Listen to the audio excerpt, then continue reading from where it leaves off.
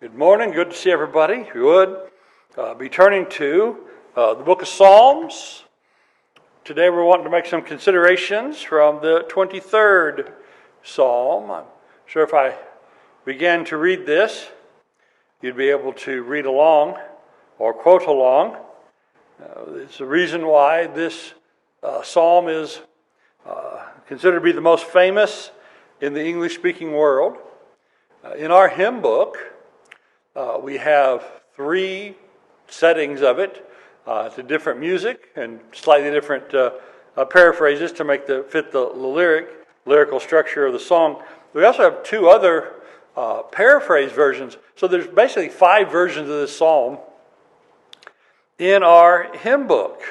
And I've been listening to quite a few versions of this psalm being sung and performed over the last month or so. I have a little project that I need some music for, and I cannot find the setting of it I want in a cappella form. I can only find it with symphony orchestra. It's beautifully done, but it's not quite what I need.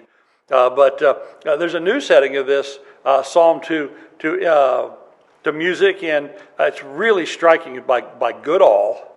It's too new to be in our hymn book. Our hymn book was published before this version was written. But anyway, if you ever are interested, there's a Goodall version. That's the name of the composer. That is just a striking version of this psalm set to music. It's really popular in England. It was used actually as a theme song for a TV show a couple of years back. But this Psalm 23, of all the scripture that people in the world know, unless it's that one famous passage from Matthew 7 about not judging, it would be this. And I went to the funeral down in Oklahoma this week and was handed my program card with the relevant dates and information about the deceased. And I looked at it immediately thinking, okay, we're going to see the 23rd Psalm. And no, we didn't. We didn't have the 23rd Psalm in the funeral program. And so it wasn't used at the funeral. But you are handed a funeral program card, and what's the chances this psalm will be there? Well, it's 50-50. And so people know this psalm in times of trouble. People quote this psalm. But I think in that regard, it's the psalm that maybe most people profane in their use of it because they simply lie when they say it. How does the psalm start? The Lord is my shepherd. And every benefit and every good that we can have from this psalm are going to come from that fact. And after you've lived away from, it says, He guides me in the path of righteousness. Well, when you have walked every path but righteousness, when you have eaten in every place but His table, when you have not been comforted by His rod and staff, but you have fled in holy terror from the very consideration of the things, when you say that, well, He prepares a table for me in the presence of my enemies, but really you've never eaten at His table, and you basically eat at His enemy's table, and then in a time of trouble, you either say, Mother Mary, comfort me, singing a Beatles song, or you say, the Lord is my shepherd, quoting the one piece of scripture you know. For so many people, this psalm is just an absolute lie. It is. But for those who are under His care as pastor and shepherd, it is the most comforting thing imaginable. It is a full set of blessings and provision that make us not need to want or want to want anything else. I shall not want, both in the sense of I don't need anything, I want for nothing, but also in the sense of I don't want that. I got what I want already. And so if we can say the first line in truth, the rest of it follows logically, progressively, wonderfully, and fully. But if we can't say the first line in truth, then the rest of it's not coming.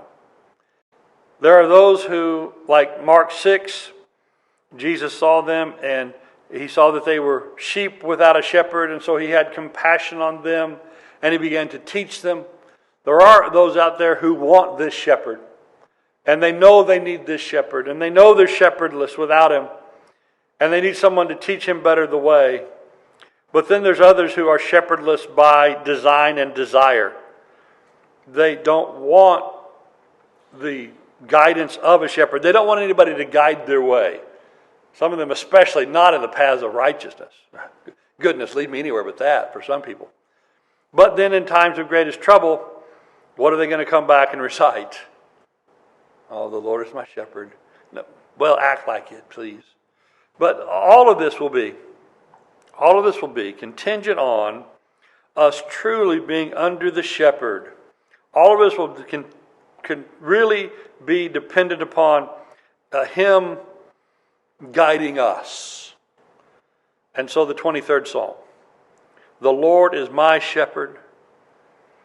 I shall not want. Well, why not? Because of the blessings he gives. He makes me lie down in green pastures. He leads me beside quiet waters. He restores my soul. He guides me in the paths of righteousness for his name's sake. Even though I walk through the valley of the shadow of death, I fear no evil, for you are with me. Your rod and thy staff, they comfort me. You prepare a table before me in the presence of my enemies. You've anointed my head with oil. My cup overflows. Surely goodness and loving kindness will follow me all the days of my life, and I will dwell in the house of the Lord forever. Let's pray. Our Father, help us to recognize you and seek you and come to you. Help us to appreciate that you are the Lord of the word given, so that we may properly understand and seek and follow what you say, which is the word of the Lord.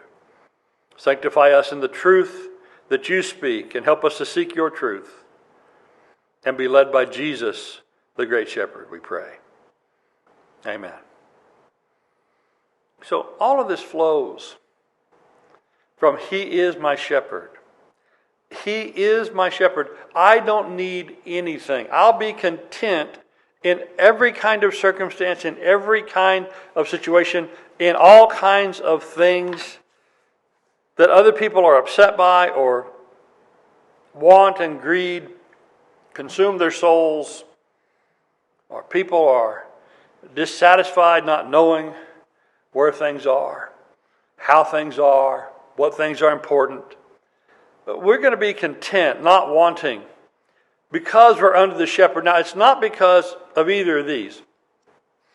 It's not because we're just insensitive or uncaring. There are some people who just stoically go through life. They eliminate feelings and emotions, and they just have a big plate of I don't care. And it's nice to deal with people like that, isn't it? They're kind of cold to the world. Sometimes they don't cause too much trouble because they're indifferent to so much. But what if you ever need something from them? Well, all they've got to do is, and to offer you, to help you with, is just, an extra serving of their big heaping plate of I don't care. So they can give you some of their I don't care, and then you can share that too. And well, thanks. Appreciate that. No, it's not just stoically going through life as though, nothing really matters, or that I don't care anyway, or I'm just past that. I'm over it.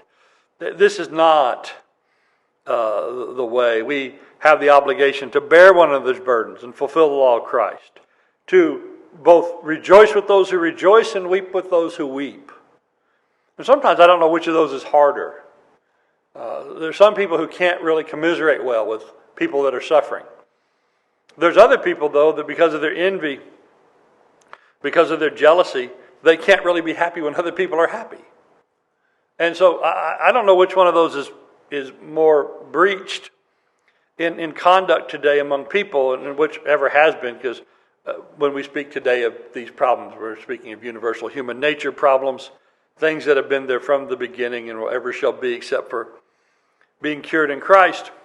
So it's not that. It's not that we're insensitive, uncaring, that we're just, we've checked out on everything. It's also not that we're self-satisfied.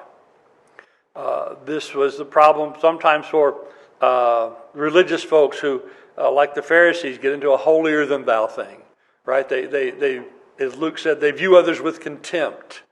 They think, well, we're with God, why aren't you? We don't have a satisfaction within ourselves that we are righteous like some do. We haven't, hopefully, like the church at Laodicea, that they were lukewarm. They were not hot or cold. Because you're lukewarm, I'll spit you out of my mouth. Why were they lukewarm? Oh, I'm rich and I've become wealthy and I have need of nothing. Well, hey, they don't need anything. Isn't that what this text says? Well, they didn't think they needed anything, like the Pharisees who didn't think they needed Jesus' healing and sight, so they remained blind. But these folks, they thought they were wealthy. They thought they didn't need anything. But the text goes on to say, yeah, you're wretched, miserable, poor, blind, and naked. You need a lot. You just don't know it. And so it's not that, okay, what I've got is the right thing, and I'm living the right way. Why aren't you? I don't seem to be having these troubles you're having. They're trusting not in God's grace, not in the need to grow in the grace and knowledge of the Lord, but thinking too highly of what they've already accomplished, as though by their own way they've done it. And so there's a complacency there, which, again, might say, I don't want, but it's pulled up way short on where it's been satisfied. It's not satisfied in all these pleasant things and blessings of God. Being filled and fulfilled in God, resting satisfied. We won't be under His care as a shepherd, disgruntled or disheartened. We won't be detached. We won't be anxious either. And that's a balance between, some people we know, they're either going to be clinging or nothing. It's going to be, an anxiety all the time or complete detachment from a thing. We're not going to be detached and we're not going to be anxious either. We're going to have a rightly and godly level of concern, and we can have that without it wearing us out. We know one of the things that happens in the world is a thing called compassion fatigue. People care for a while and they I just can't do this anymore. I've run out of care. I've run out of concern. I've run out of strength to help. We, instead, under God's control, where He continually fills us up, He makes our cup run over, right? From the overflow of abundance that He gives us, that we would like to share with others, we can be both concerned for them without being anxious. We can be filled without just stuffing ourselves to some kind of horrible bacchanalian overdue, but we can have enough for us and have to share as well. Being filled and fulfilled in God leads to a real contentment. Again, look at the list of things which are provided as we go through here. From verse 2, you lie down in green pastures. Right? And so where's the nice comfortable place to rest? Where's the nice place to stay? It's in green pastures. This weekend when I was down after the funeral, got to help Mom and Dad clean up their yard. And one thing, this yard they have out in very central part of Oklahoma, there wasn't much of it green, none of it lush. It was browned and burned over, and they got a goodly number of stickers and other different things that'll stick you, not just stickers. But one thing you didn't want to do is you didn't want to lie down in that. You just don't. You don't want to lie down in my mom and dad's yard. Now, there are places, though, where people, have watered their lawns and there's some shade. And, if you're walking on the hot concrete or the hot asphalt, it's such a refreshing thing to be in the cool grass. And so on a hot day to be in the lush green grass, that's a place you'd want to sit. That's a place you'd want to lie down. That's a place. And then you've got quiet waters. Man, if you could sit in a nice, green, lush field overlooking the lake, right? How many of us would take that for this afternoon's festivities? How many people are trying to create that for the holiday weekend? Here he gives us the green pastures, the soft and nourishing grass for the sheep, the quiet waters, the lovely pastoral scene that the shepherd brought his sheep there. But I think about the geography, the topography, the vegetation of Palestine. We sometimes see on the news, we see Palestine a lot, don't we? Now I realize it's mostly the cities because there's some kind of unrest and some kind of rock throwing and some kind of rubber bullet shooting that's going on, and we don't get to see the countryside. But even when we do see the countryside of Israel today, how much of it looks lush and green? I got to tell you, it makes my folks' place there in central Oklahoma look warm and inviting, doesn't it? Comforting and cool compared to some of those rocky places and some of those burned over things. And so this shepherd, he didn't find the green grass for his sheep to lay in because they were just all around and on every hill, right? This is not the green and pleasant land of England, which, by the way, is beautiful sheep country. And I think I'd rather try to raise sheep there than in Palestine. But if there are green pastures, the shepherd found those. And he took his sheep there intentionally. And he's been on the lookout for places like that. And so in that land to find green grass, in that land to find a quiet place, in that land to guide all his flock there, yes, no wonder in a land such as that, this is the image of what restores our souls. Verse 3. So he restores our souls. We're content in God from head to toe, all the way down if we're sheep, to our hooves, if we're people, to our boots. We are restored and comforted in this oasis that not just like a shepherd has found one after his searching, but in this case, God has created this oasis for us. He's created this sustaining place for us. And how do you get there? In the path of righteousness, right? The shepherd knew the paths. He knew where to take the sheep. God knows where to take his flock. It's in a path of righteousness. You don't get down to the green grass and the quiet waters. You don't get to the place of rest and restoration. You don't get to the place of satisfaction without following his path. And so he's providing us everything, but it's the end of the place where he leads. And that path may lead by some places like this where the water is still, but it also leads to the valley of the shadow of death. It leads by some places you don't want to go. It leads by some places that you do get to avoid, and you do get the worst of it spared you, but it's still within sight of that. There's no place in this world where the shadow of death hasn't gone. There's no place where the stench of death isn't wafting on the air at least a little bit. And it's unsettling. It is unsettling. I'll tell one more funeral story from this weekend.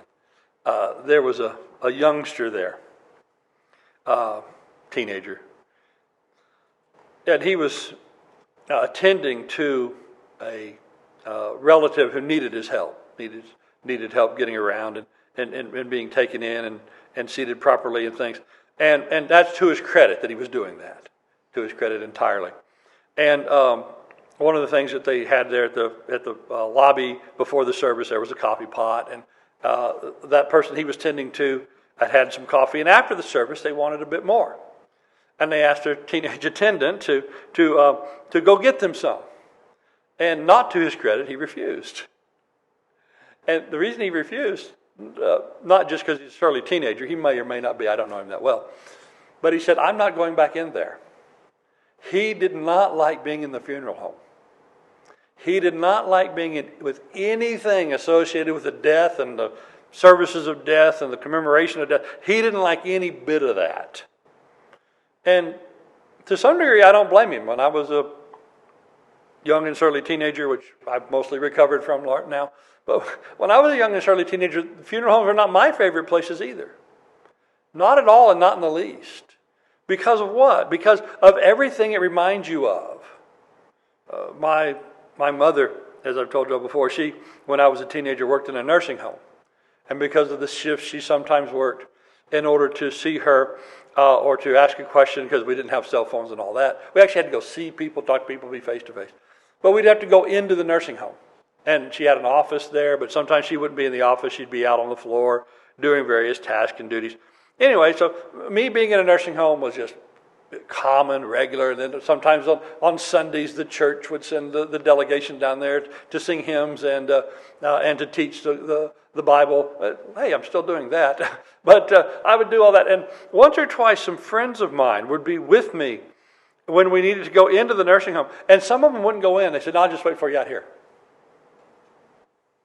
And some of them wouldn't go past the living room. You'd come into the living room and then off to the left or the right, because of mirror images of the two buildings, you'd turn into the area where the residents were. And some of them wouldn't go down there. They wouldn't go into the... And then some of them, they would go down the hallway. But I remember once there was some... I knew a lot of people in there, and they knew definitely who I was. So if I went in to see Mom, I had to see 10 people. If they knew I was in the building, you had to see them go in their room. And some of my friends, they'd wait at the door. It's just, old lady that I happen to know because Mom works there, and I've seen her over there. But they would want to talk and chat, and I'd have to, of course, exchange pleasantries as much as a surly young teenager would do. But I would meet the minimum and then scoot out. But occasionally the people who went with me, they would not go in the rooms. They didn't want to talk to these old people. They didn't want to have any. So this scent of death, this whiff of corruption that's with us in all that we do and with us in every aspect of life, we are provided in God a way to walk by that. We're provided a way to get out of that when we fall to it. We're provided a way. It's in His path. But just thinking we can avoid it, just not thinking about it when we have youth and strength, that's not an effective way to deal with it. The day will come when the valley of the shadow of death chases us with its long shadow. And it comes for us. And where will we be then? Well, if we just go ahead and recite this psalm, having never followed His path, it won't do us much good. If it gives us any comfort, it'll be a false one. If we truly contemplate it, we'll think about all the things that we've missed. His table, verse 5, His anointing our head with oil, the overflowing cup. On this trip, another thing that I did was do a little work for Mom and Dad in that yard. And Mom was real good about every half hour, 45 minutes, whatever. She'd bring me out a bottle of water from the fridge. And it was nice to have that cold, cool cup of water. I think if she would have said in Jesus' name, she would never lose her reward. Isn't that what the text says? But she would bring me these bottles of water. But imagine if you're out working, living your life, doing these things in this world where it is hot and rocky and there's a shadow of death chasing you around. But as you do this, your cup is empty. You don't get that cup that refreshes. You don't have that to drink that helps you. Imagine the blessing of always your cup is full. Man, it's hot out here today. Yeah, but my water jug's full. Right? Imagine facing that. There is no water jug. There is no cup. There is nothing but dry. No, not for God's people. Yes, goodness and mercy. It's like they're following me around. Goodness and mercy are following me. Why? Because the shepherd is leading me. And think about these people who goodness and mercy doesn't seem to follow, but seems to avoid. You know, some people have hard luck lives like that. Lives of rebellion, lives of sin, lives of hardness in the world. And goodness and mercy is not following them around. There's nothing in their life that shows that it is. It looks like it's avoiding them. Why? Well, they're not following on the shepherd's path. And so, in contentment in all things, now I realize in this passage the Apostle Paul was speaking about contentment in circumstances of life, with having a fullness or having an abundance. The Apostle Paul says, I have learned, Philippians 4 and verse 11, he said, I've learned to be content in whatever circumstances I'm in. Some translations will say, I've learned the secret of contentment. I know how to get along in humble means. I know how to live in prosperity in any and every circumstance. I've learned, there it is, I've learned the secret of being filled and going hungry, of both having an abundance and suffering need. I can do all things through Him who strengthens me. I can do all things. Why? Because I know the secret. What's the secret? The secret is in Christ. The secret is in what God provides, what Jesus helps us with. We think about this Philippian letter, sometimes called the Epistle of Joy. But when we speak about this Philippian letter with the other letters like it, what do we call it? One of the prison epistles. Where was the Epistle of Joy written from? It's written from prison. Why? Why can he be so joyous in prison? I wonder if anybody else was so happy in their state of being there. Why was Paul in a better state than the guards who guarded him? Because the Lord filled his cup. The Lord set him at his table. The Lord led him in the paths of righteousness, even though it went through the jail or the valley of the shadow of death. And all these things, he was content because his fulfillment was in God and constantly being refreshed. Well, if you have the outline on paper, which is in the back, and you'd like to look, there are after this another couple of slides about contentment in all manner of things, but I think we've made the point. If you want that, it's available in the back, or you may already have the paper copy. And so with that, realizing what God gives us, how much He fills us, that we don't need anything beyond His provision, that He, like in the Sermon on the Mount, if you seek the kingdom first, what about all those things of bread and water? Well, they'll be provided to you because you seek the kingdom first. And so let us take this 23rd Psalm. Again, I'm not worried that we're going to wear it out. Having 5 versions of it in the hymnal, that other new great version I recently found, having it on all the funeral cards, or most of them anymore. It's not that we're overusing it. We're not using it enough. We're not using it properly. Though what we are doing is wanting the blessings of being shepherded, oftentimes without wanting to be shepherded. If you want all this goodness, you'll walk in His path as you follow Him. And what does it say about true disciples in John 10? And we're going to be in John 10 soon, as we go back to our John study. His sheep, they know His voice. His sheep listen to Him, right? And so when He calls out and gives these blessings, His sheep who know Him and hear Him will receive them. And we should, again, memorize this even deeper. Get it more to the forefronts of our mind by repetition. But it's only there for those that know His voice.